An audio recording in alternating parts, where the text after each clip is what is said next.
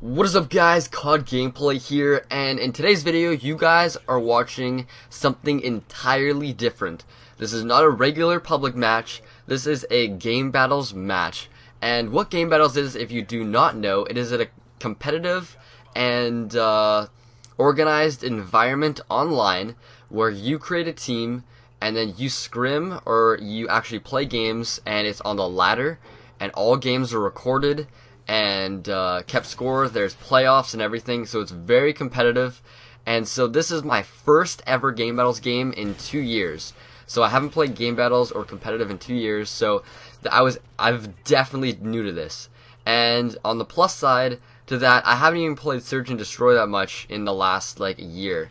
So this is basically one of my first Search and Destroy matches of pretty much a year in a very competitive environment where I actually need to try. So I was pretty impressed with myself, and my end score ends up being 9-2. And usually people think that 9-2 is really bad. And yes, in Search and Destroy regular game, 9-2 is absolutely horrible to post. Not a horrible game, but it's horrible to post, because sure, I can get that maybe every single game. But the average person maybe cannot. But in Game Battles, the average person will go exactly even, or if you're an average Call of Duty player, you'll probably end up going 1-4, 2-6.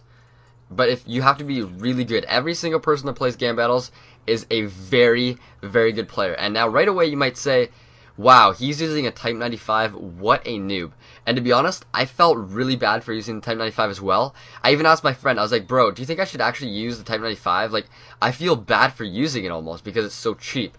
But when you want to win, and you're in a competitive environment where everything counts, you're going to want to use everything to your advantage, whether it's the best gun, the best perks, the best strategies. You're going to want to use everything to help you win, and that's exactly what I did. I used a Type 95, and I did fairly well. I'd say I did really good. I played, I think, we played 3 games. We ended up going 1-2 record, so it wasn't that good. But in these, we beat these guys because I carried pretty hardcore. The other teams that we versed, one was a 1-6, which we shouldn't have lost to. We got super unlucky. And the other team was 230. They were absolutely insane, and they had some crazy strats. And the worst part about it as well, every single Game Battles match that we played, we had outposts. This shitty map. I hate outposts so much, and somehow we get it every single time. And it was funny because I was like, you know what, should we go GB variant, which is only 5 maps. It's Arcaden, Hard Hat, but it's usually it's better teams that pick that. I'm like, I think we should do it. My friend's like, no, let's just stay default. What's the chance of getting outpost? It says that 2 times. Both times we got outpost. Ridiculous. But at least we end up winning this game. You notice how I go extreme conditioning, quick draw, dead silence. In GB, this game, sit rep was off, and also in GB, or Game Battles, I call it GB because it's just for short, and that's what most people do call it. There's specific rules, so you cannot use sit rep, you cannot use kill streaks, you cannot use blast shield, recon, 2 attachments, rapid fire. There are tons of different things that you cannot use to make it on a somewhat even playing field, and so there's no bullcrap. There's no noob tubes. That's all you can set it, but most people set it so no bullcrap on anything, so it's all skill. And another thing that you notice is that I'm playing really passive. Usually when I post my games, I'm playing really aggressive, and I'll admit, I hate playing passive, but in a competitive environment, everyone, if you're playing on defense, what you're doing is literally proning on the ground for almost an entire round, waiting and defending the bomb. When you want to win, you want to protect the bomb, because the enemy needs to get to the bomb. In usual games, it's sure, I'll get to the bomb eventually. You just want to get kills, want to just have fun, and just destroy the other team, right? In competitive Game Battles, your whole objective is to get that bomb planted or kill the enemy team, whichever one you can do easier. Most of the time, it's getting the bomb planted and securing the area around the bomb so you can at least protect it and possibly get a win out of that, because it's a 7.5 second defuse and 7.5 second plant time. So if it's 7.5 second defuse, you literally have to be at the bomb with 10 seconds to go. And that nade was perfect. That's the exact reason why I'm starting to use frags again. Tossing it, you cook it a bit. I even hit the guy perfectly. Personally, I think frags are a little bit better just because you can throw them farther, and if you get good with them, you can cook them and set it so it's perfect. Also, you notice how everyone's head glitching.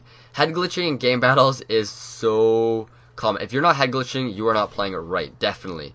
I can tell you that for sure. And what head glitching is, if you don't know, it's clipping, which is, right now I'm little bit head glitching. It's when you just have it so your gun, you can just see over the ledge that you're, like, behind.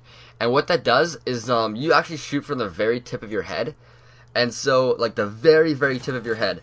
And so if you shoot, if someone's shooting at you and you see the tip of their head, they can still see you because technically the eyes are at the very, very tip of the head. That's where the gun's shooting from.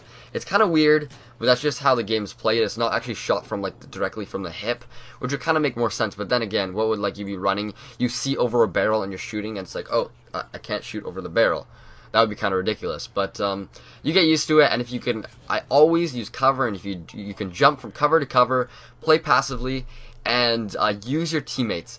Always use communication. It is so necessary. Callouts, that's so necessary. It's absolutely ridiculous. If you try playing with no communication, with no microphone, and you play game battles, you're going to get destroyed. Doesn't matter how good you are. If you can't communicate where the enemy is and where you're going or where you want your teammates to go, you're going to lose. Every single time, I'm keeping an eye on my teammates, telling them, okay, watch my back. Make sure, oh, you guys are watching the exact same two places. Don't be doing that. Turn around. Make sure you got his back. Let's rotate around. I need help pushing up. Make sure that my side's covered while I push up, and I'll protect you because you have the bomb.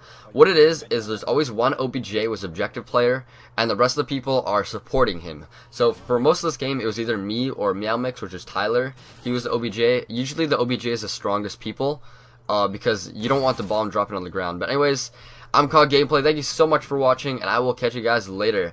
Like if you guys enjoyed and want to see some more competitive games, because I have tons of fun playing it. I might be live streaming some as well because it gets really, really intense. But anyways, I'm Called Gameplay. Thanks for watching. I'll catch you guys later. Peace.